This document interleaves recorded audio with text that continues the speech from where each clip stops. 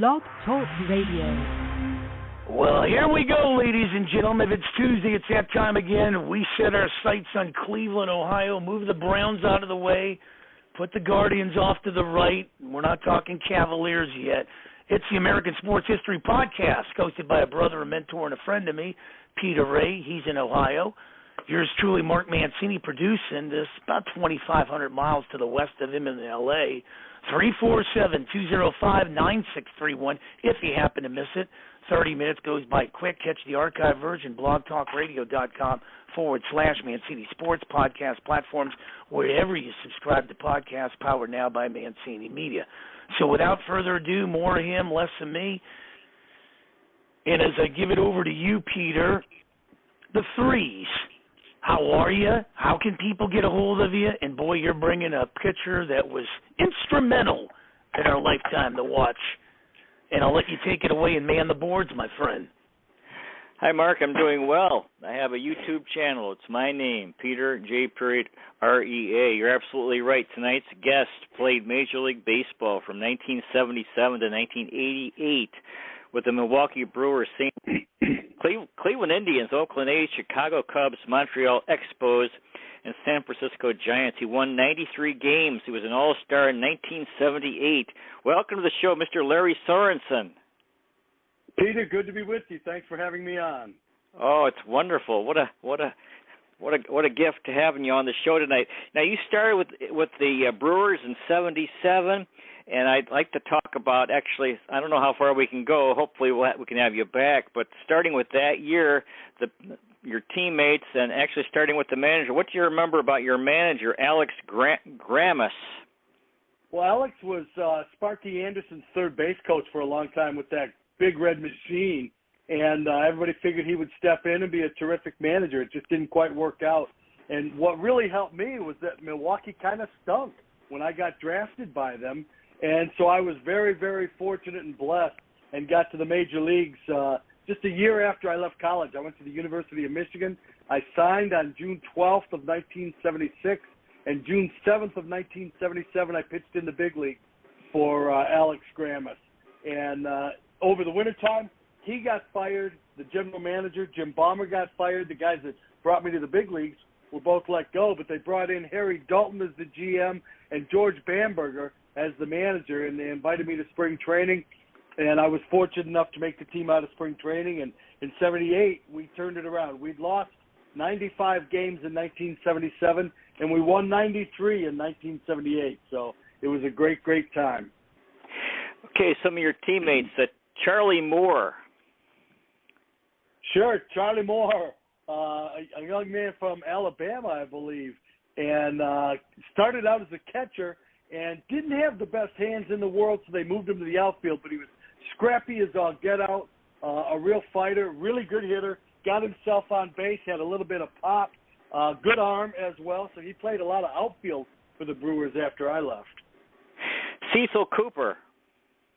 Great hands over at first base, and just a smooth hitter. Reminds you of Rod Carew, who was kind of his idol, but I think he had a little bit more power than Rodney did. But Cecil was very laid back, classic gentleman, was a very good manager for a long time, has been around the game of baseball for a long, long time. Don Money. Don Money from New Jersey. Still, I believe, is out there coaching in the minor leagues, or did for a long, long time. I've had a lot of people come up to me about him.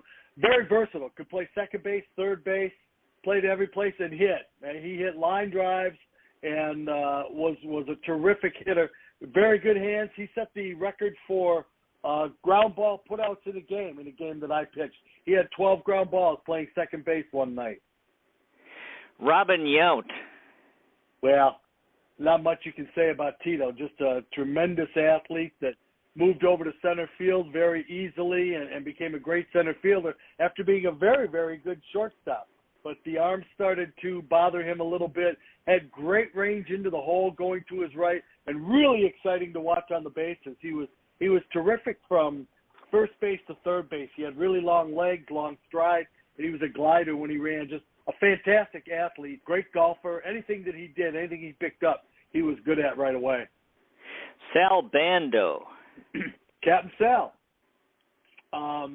So sorry to hear about Sal passing not too long ago. I was with him a couple spring trainings ago with the baseball assistance team that he stayed very active with out in Scottsdale, and he's missed around the game of baseball. Great person, man of very strong faith that has a terrific family, still stay in touch with some of the family. Yeah, I used to think that when I was just a young kid when I was 22 years old. I didn't know what the heck I was doing. I wasn't shaving every day at that point. And Captain Sal really taught me that experience wasn't just another word for old age, because, he'd come in and he'd say, I'm going to cheat a little to my left because you got your slider going today, or this, that, or the other. He just knew the game so well. He knew the hitters so well, and he was such a smart ball player. He got so much out of the ability that he had, and a terrific man to be around, just a terrific man to be around. Jim Wolford. Wolfie, a little outfielder we got from Kansas City that had a little pop in his bat, too. Very funny guy. He was one of the guys that kept everybody loose in the bench and in the dugout and in the locker room. Really good guy, still around, too, living out in California, I believe. But Wolfie was a solid outfielder, everyday outfielder for us, and did a terrific job. Had a little pop to his bat. He won a couple of games for me. Von Joshua. Von was another veteran that had been around the league for a little while, and in spring training my very first year, he took me under his wing at different times and helped me through the ropes. Again, my first spring training, I was 6 months out of the University of Michigan, barely, and he showed you how to do things. You could follow him, class act, could really run. And when he got on the bases, he could create a lot of havoc. Sixto Lezcano. Fantastic arm, and a very good hitter. You wouldn't think he'd have as much power, but he had very strong wrists and quick bat and a great arm. He was in the trade with me to St. Louis, and then got into a little spat with Whitey Herzog, and Whitey traded him to San Diego in the Gary Templeton, Ozzie Smith deal. So Whitey needed an outfielder, and I ended up going from St. Louis to Cleveland, as a matter of fact, for Lonnie Smith in a three-way deal. Jamie Quirk. Jamie was a guy that was on the cover of Sports Illustrated as a young man and was recruited heavily by Notre Dame to be a quarterback, excellent athlete.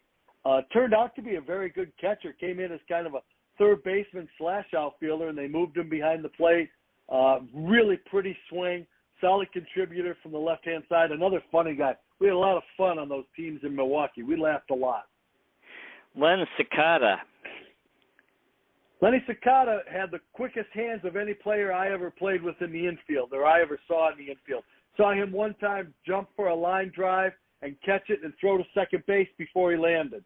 Just fantastic hands.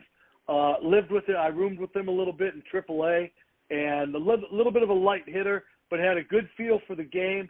Knew how to get guys to play. Always loved playing with Lenny Cicada behind me because he was so good in the infield. He had great hands. Jimmy Wynn, the toy cannon. The baby bazooka.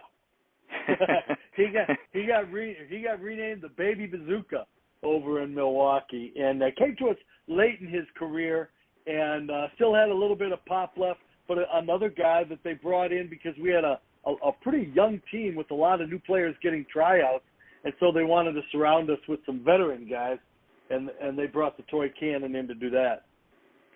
Mike Hegan. Higgy was a mentor for me because he also worked at the TV station that I went over and worked at for a couple of years, and we became good friends. And when he went back to Cleveland as a broadcaster, I would see him a lot on the circuit when I was doing games for ESPN and so on and so forth. So a veteran, good left-hander, excellent first baseman, really good hands over at first base, and was outstanding helping me out in a lot of different ways. Helped me a lot at the TV station, which I'll never forget, but a solid guy to have on your club and a funny guy also. Jim Gantner. Gantner was the butt of everybody's jokes. I remember one time Gorman Thomas started calling him Elmer, and Jimmy said, "How come you're calling me Elmer?" And he says, "Because every time I look in the newspaper the day after the game you played, it says E. Gantner, so I just figured your name was Elmer." Jack Heidemann. Heidi didn't play very much when I was there. He was kind of a utility guy, and he got moved on pretty after I came up, so we really didn't spend too much time together. Jim Slayton. Pops. He was a young guy. He was only 31 or 32, but Moose Haas and myself and Barry Court, Sam Hines, a bunch of younger guys started calling him Pops because he was the veteran presence there, and he got traded to Detroit and then came back and was really helpful as we were putting together the teams that eventually became the teams that got into the playoffs and then the World Series in '82. Moose Haas. Moose, a Baltimore kid, and what I loved about Moose is he introduced me to the soft crabs with the Old Bay sauce. He lived in Baltimore, so every time we went to Memorial Stadium, he would have his dad bring in 5 or 6 dozen crabs after the game, and we'd sit and drink some beer and eat some crabs and watch games on TV and just talk about baseball with about 3/4 of the team. So Moose had a great arm, had a fine career, kept getting injured, which was kind of surprising because he had a short, compact delivery, and you wouldn't have thought that he'd get hurt that much, but he had trouble staying healthy. Mike Caldwell. Caldwell was my roommate for the time that I was in Milwaukee for about 3.5 years, and we called him Mr. Warmth for a reason. You know, he was kind of a gruff, grizzled, seasoned veteran, and he came over, so they threw me into room with him, and I learned a lot about competition from Mike because he was a little short on talent. I was a little bit short on talent, and you had to learn ways to make that up. And Mike really taught me the value of competing on every single pitch you threw, made sure that I never forgot to back up bases, cover first, do all the little things. You know, he was a great sounding board for me after games and before games and talking about hitters. I learned a lot of baseball from Mike Caldwell. He had a great career as a minor league pitching coach and lives about an hour away from me. I'm down in North Carolina. He lives in the Raleigh area. And I find a lot of pitchers that I talk to that pitched under him in the minor leagues that absolutely love him and learned a lot of baseball from him. Rich Folkers. Folkers was another older guy that came over, was a spot starter, mostly worked out of the bullpen for us. Again, a veteran presence as Harry Dalton was trying to put together the pieces, especially in the bullpen. We always were pretty solid in the starting staff, but he was trying to fit the right combination together in the bullpen and didn't really get it until he got Raleigh Fingers over in that trade that I mentioned earlier. Now, 1978 Brewers, George Bamberger, the manager. Yeah, well, George was great. George was from Staten Island and had a pot belly out in front of him. His feet kind of splayed out a little bit to the side, and he'd come waddling out to the mound to talk to you. And, you know, I'm expecting great wisdom from this guy that had the last team that had 4 20-game winners on it that he coached. And he'd look you in the eye and he'd say, "Good luck." And he'd turn and he'd walk back to the dugout, and that was it. I'd say, "Well, what about my slider?" And he'd say, "You'll get it." You know, and that was it. But George, he was interesting because George was from Staten Island, so every third word was an F-bomb with George. You know, he couldn't help himself. And our pitching coach was Calvin Coolidge, Julius Caesar, Tuskahoma McClish. And Calvin was a Native American from Oklahoma. And Calvin wouldn't say crap if he had a mouthful of it.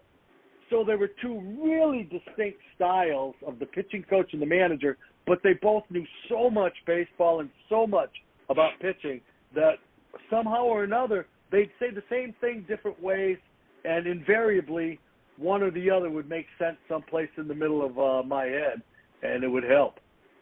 Okay, your teammates that year, Buck Martinez. Best catcher I ever pitched to. Brilliant mind behind home plate. Knew me better than I knew me.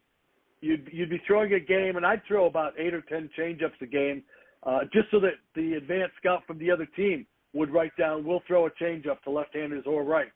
And, you know, I'd be out on the mound feeling good about things and think to myself, well, I think I'll trick old Buck here, and I'm going to throw a changeup. And I'd look in, and sure enough, he was already wiggling his fingers at me and laughing behind his mask because he knew what I was thinking. So I had some great years, loved throwing to him, cannon arm, couldn't run, didn't hit much, but a genius behind home plate. Still stay in touch with him, love him to death. Paul Molitor. Molly was just a great baseball player and a good friend. came up with so much talent. I pitched against him in college, and my buddies from the University of Michigan still kid me because we threw Molitor out for the cycle one day against Minnesota. I threw like an 11-hitter, and Paulie had a single, double, and a triple, and he tried to stretch them all, and we threw him out at first, second, third, and home during the course of one ball game. So we won the game somehow or another, but Molly was a great player. The igniter, they called him for good reason. When he got on base, he made things go, and he's still, to this day, he's the best I've ever seen at taking an extra base. He was always on his front foot, always looking to go, always ready to make something happen. Larry Heisel. Truest, classy gentleman you'd ever meet in your life. Great teammate, just an all-around terrific gentleman. It's a shame that when he came over, he tore up his rotator cuff in his shoulder because he was a good outfielder, played the game as hard as you could play. You know, you see a guy that was one of the first big free agents that hits a two-hopper back to the pitcher and runs harder to first base than anybody else on the team. It sets a great example, and he was a delight to be around, just a great, great man. Stormin Gorman Thomas. Gorman was in the middle of everything. If there was something brewing, Gorman was in there somehow. He was chirping. He was hitting a home run. You know, George told him, you're going to hit eighth in the lineup. I don't care if you strike out 4 times a game. Just hit a home run the other time. And so Gorman just went up flailing. You know, he did run well in today's game because he was a high fastball hitter and he could hit the ball a long way. An underrated outfielder, too. He had a little bit better speed. He took little teeny tiny steps, but he had pretty good speed for a big guy. Great athlete and a lot of fun to play with. Ultimate gamer. Ben Ogilvy. Benji was funny. He had whippy wrists.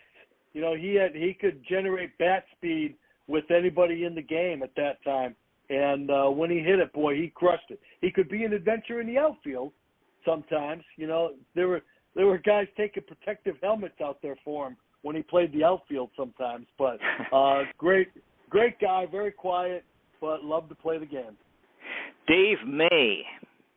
Davey May was another one of those veterans that came over that was brought in to kind of season the young guys and lend to the presence. You know, very specific role. He just kind of DH'd and pinch hit for us at various times during the time I was there. Wasn't there all that long. Tony Muser. Muse, good hands over at first base and extremely funny. Really funny guy. Reminds me kind of Tito Francona because just that left-hander that had a real great sense of humor, made everybody laugh, and had a hole in his swing, but if you missed that hole, he could hit the ball a long way as well. Andy Etchebarren. Yeah, Etch came over from Baltimore because he was a Dalton favorite. He was a good friend of Bando's, and another guy that just absolutely, we got him right at the end of his career, and the playing skills had kind of eroded. But when he was behind home plate, you know, he just knew the game so well, and he knew the players so well and the other teams so well that he really, really helped the young pitching staff that we had, and was in baseball for a long time, coached for the Brewers for a long time. Tim Johnson.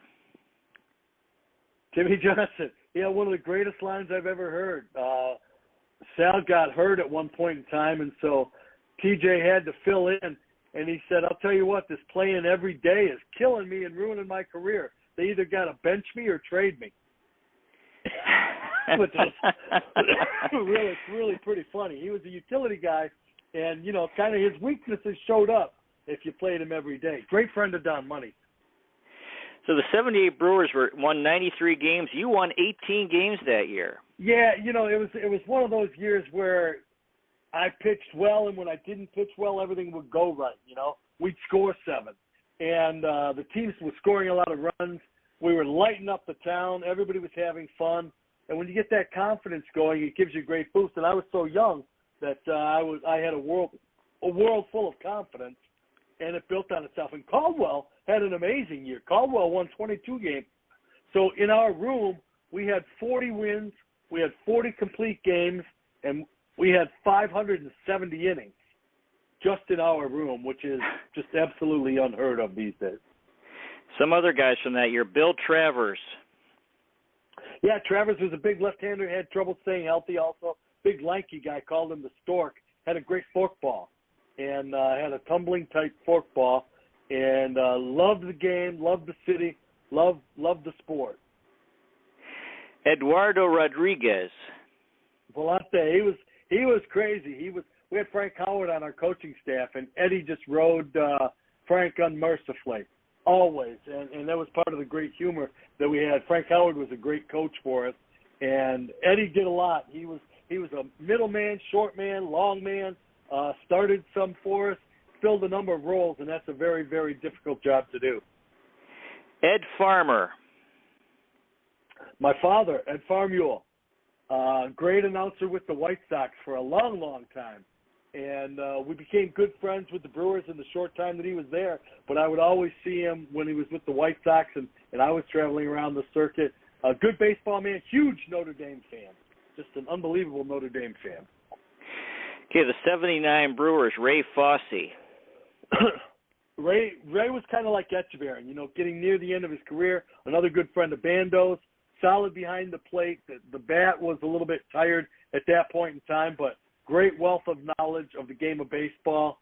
I still don't feel he was the same after the collision in the All-Star game, but great announcer, a great announcer, and great knowledge of the game.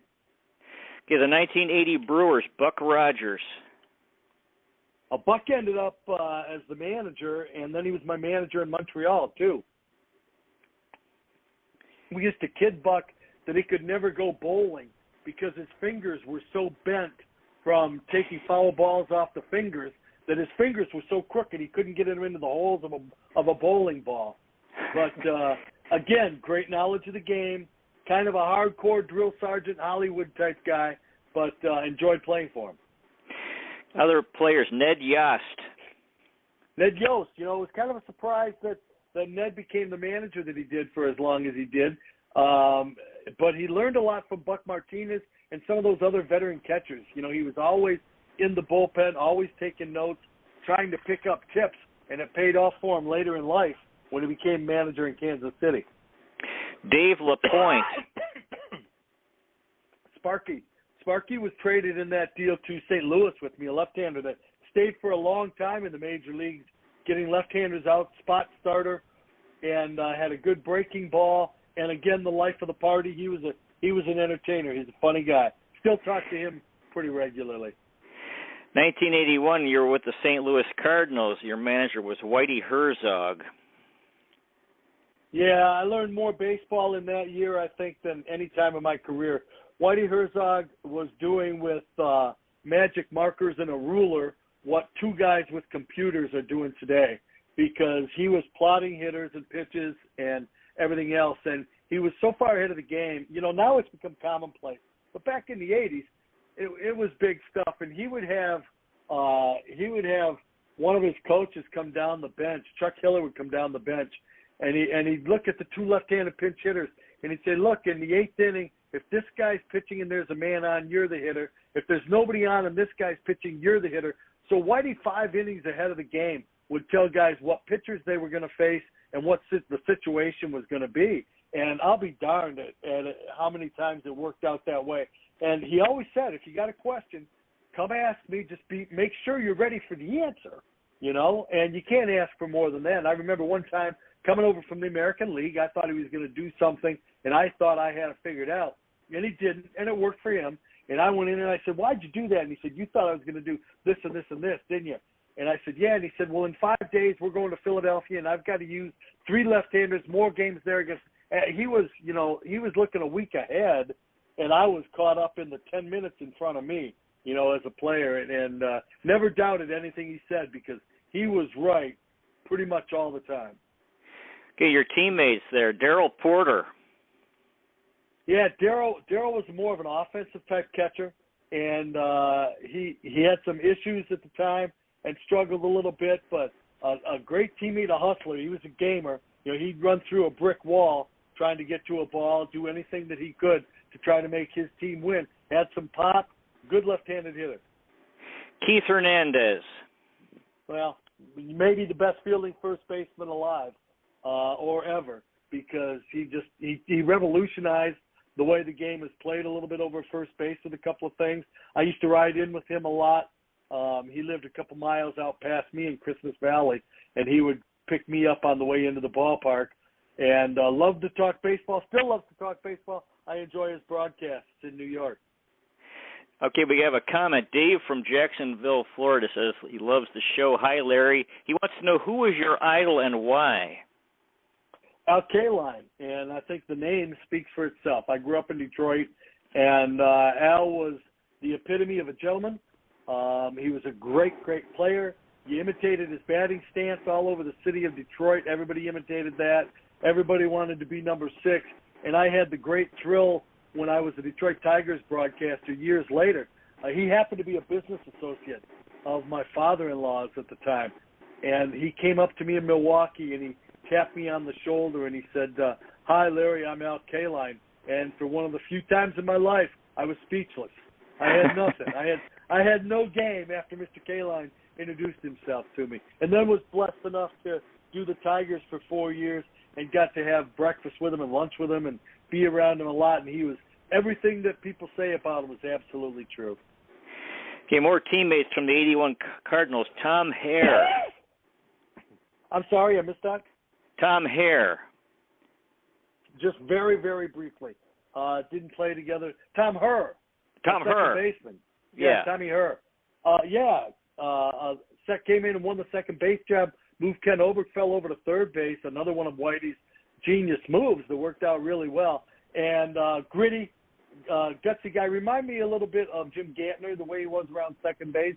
Stand in and take a hit. Slap hitter that would get on base and create some havoc, and turned himself into a really good ball player. Gary Templeton. Tempe had so many tools, he couldn't miss. He just had so much skill. At the time he was going through some things, and he had some problems with Whitey and ended up getting traded. But he could do anything any shortstop in the game could do. He was a great player, and turned his life around a little bit later on in life, and good for him. He played hard when he wanted to play. He just didn't always want to play. Ken Oberkfell. Obi made the move and turned himself into a solid player. He just, gutsy and did things you didn't expect him to do, and seemed to always be in the middle of things. Scrappy guy that played 100% every time he took a step. It was with everything that he had when he was on the baseball field. Dane Org. Dane was a great hitter off the bench for us, and really solid pinch hitter. Nothing seemed to faze him, and a very quiet guy. He and his brother were both kind of quiet guys, but Dane did a terrific job coming off the bench. He was one of those two left-handers that I mentioned that Whitey would forewarn what they were going to do later on. George Hendrick. Love George. Silent George. George was terrific to his teammates. He was a great teammate. He had a son that used to hang around, and the son, George would make him call everybody Mr. Sorensen, Mr. Suter, Mr. Hernandez, polite as could be. George got burned by some sports writers on a story, and they kind of fabricated something that caused a rift between him and a teammate. Excuse me, I had COVID last week, and I've been kind of fighting my throat a little bit. But George stuck to his beliefs and his guns and was a great player. Whippy wrist, could run, could throw, could hit with power. Really skilled player. I loved playing with George Hendrick. Gene Tennis. Tenach. He was the same kind of guy as the Echeverria, the Fosse, the Buck Martinez, the crafty guy behind home plate. Loved throwing to him because, he had a game plan for each hitter and knew exactly what he wanted to do. Loved talking to him when I'd go into Toronto when he was coaching with them, and always learned baseball talking to Gene Tennis.